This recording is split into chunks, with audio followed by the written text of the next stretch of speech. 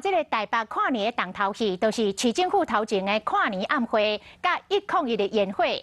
为了要确保着维安，台北市信义分局、刑警大队的特勤中队，甲新北市的警犬队交出动，伫会场的4颗链灯来巡检，确保这个刀械枪支袂来出现。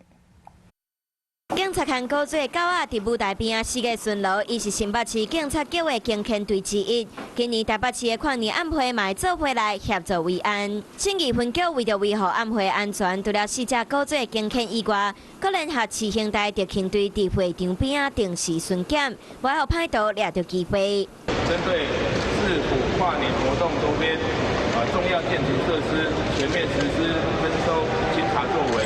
除了严格调查毒品、刀啊、枪支、玻璃物等等，气球、波波球、发光球拢袂使走入去会场。现场阁有一支空袭机的检查器，无经过申请的空袭机拢袂使伫会场出现。主要功能就是针对飞在舞台周边上空那空拍机，然后我们做拦截，然后把它引导到操纵者的那边。